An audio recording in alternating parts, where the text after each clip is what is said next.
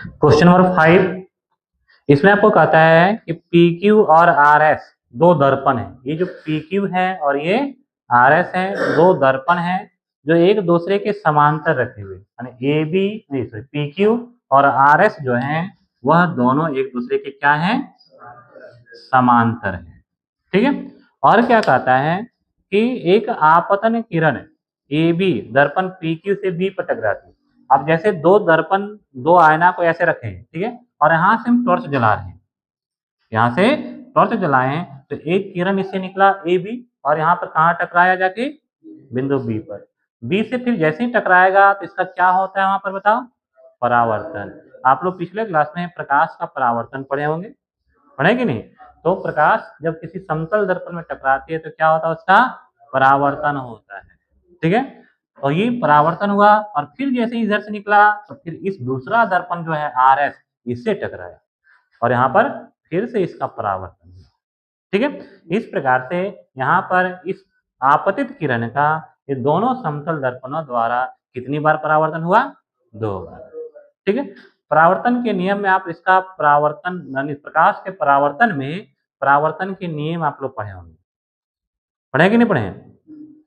प्रकाश का परावर्तन का नियम आप लोग पढ़े, आपतन कौन परावर्तन कौन आपस में बराबर होता है, याद है कि भुला गए? देखो ये मान लेते हैं कोई समतल सतह है, एक प्रकाश किरण इसमें आके टकराया, जिस बिंदु पर टकराते हैं उस बिंदु को क्या कहते हैं, आपतन बिंदु कहते हैं। क्या कहते हैं? और ये जो किरण है इसको कहते हैं आपतित किरण। ठीक है। और इस बिंदु पर एक लंब खींचते हैं, इसको कहते हैं अभिलंब। क्या कहते हैं? और इन दोनों के बीच का जो कोण है इसको कहते हैं आपतन कोण। क्या कहते हैं इसको? और ये जब इसमें टकराता है, टकराने के बाद जो किरणें परावर्तित होती है इसी को कहते हैं परावर्तित किरण। और अभिलंब और परावर्तित किरण के बीच का जो कोण है उसको क्या कहते हैं, परावर्तन कोण कहते हैं। ठीक है। तो यही परावर्तन के नियम का जरूरत आपको इस क्वेश्चन में पड़ेगा और इसी नियम का उपयोग आपको इसमें करना है। और परावर्तन का नियम क्या कहता है कि आपतन कोण और परावर्तन कोण आपस में बराबर होते हैं। ठीक है। आपतन कोण और परावर्तन कोण आपस में बराबर होते हैं। यहाँ पर भी हमको आपतन कोण और परावर्तन कोण बनाना है। तो आपतन और परावर्तन बनाने के पहले हमें क्या चाहिए, एक अभिलंब चाहिए, नॉर्मल चाहिए। ठीक है।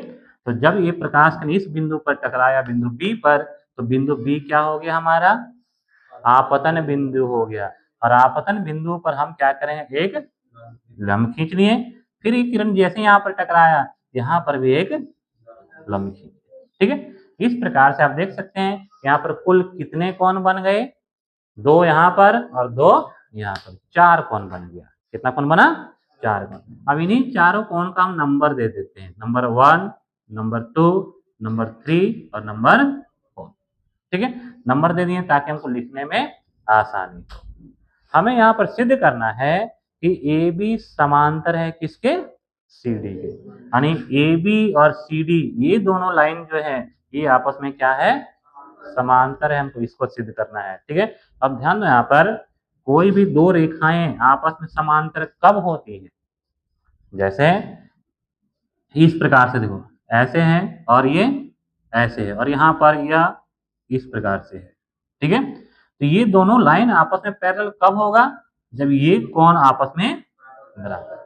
और ये कैसा कोण है, एकांतर कोण। तो आपको देखो लिखा चुके हैं, पहले बता चुके हैं, यदि दो रेखाओं को एक तिर्यक रेखा इस प्रकार प्रतिच्छेद करे कि एकांतर कोणों का युग्म यदि बराबर हो या संगत कोणों का युग्म बराबर हो तो वे दोनों रेखाएं क्या होते हैं, समांतर होते हैं। ठीक है। यहाँ पर ये दोनों तभी समांतर होगा जब ये दोनों एकांतर कोण आपस में बराबर हो। अर्थात हमें काम क्या करना है, कोण ABC, ध्यान इधर, कोण ABC और कोण BCD, ये दोनों कोणों को आपस में क्या कर देना पड़ेगा, बराबर कर देना पड़ेगा। ठीक है। और यदि ये दोनों कोण आपस में बराबर हो गया तो AB और CD दोनों आपस में समांतर हो जाएंगे। ठीक है। क्यों समांतर हो जाएंगे, क्योंकि ये कोण और ये कोण दोनों कैसा युग्म है, एकांतर अंतः कोणों का युग्म है। ठीक है। तो इन्हीं दोनों को बराबर करने के लिए हम यहाँ पर एक एक करके सारा समीकरण बनाएंगे। कौन कौन सा कोण आपस में बराबर है, और लास्ट में दोनों को जोड़ने के बाद ये हमारा कोण आपस में बराबर हो जाएगा। ठीक है, तो जब कोण बराबर हो गए एकांतर कोण तो रेखाएं समांतर।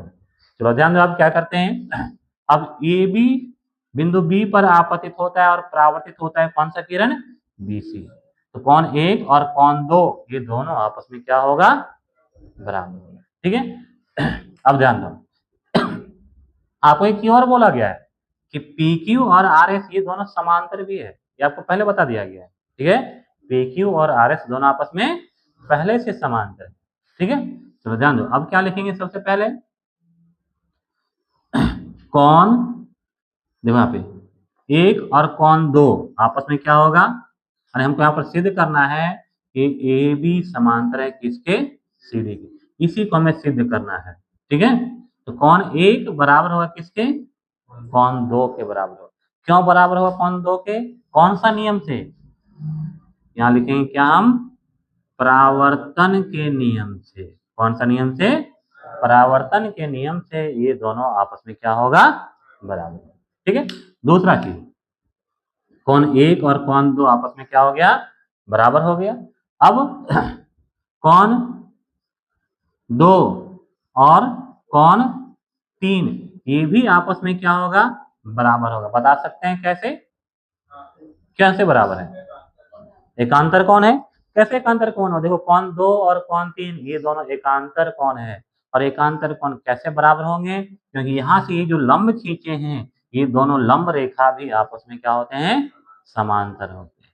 ठीक है, समांतर रेखाओं पर खींची गई लंब रेखाएं भी आपस में समांतर होते हैं। जब PQ और RS समांतर है तो ये लंब और ये लंब ये दोनों भी आपस में, अर्थात कोण 2 और कोण 3 ये दोनों एकांतर कोण है। कैसा कोण है, एकांतर कोण है, इसलिए कोण 2 और कोण 3 आपस में बराबर हुआ।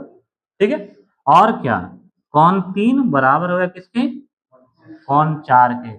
इसको मान लेते समीकरण 3, और ये दोनों कैसे बराबर है, नहीं, परावर्तन के नियम से। कैसे बराबर है, परावर्तन के नियम से।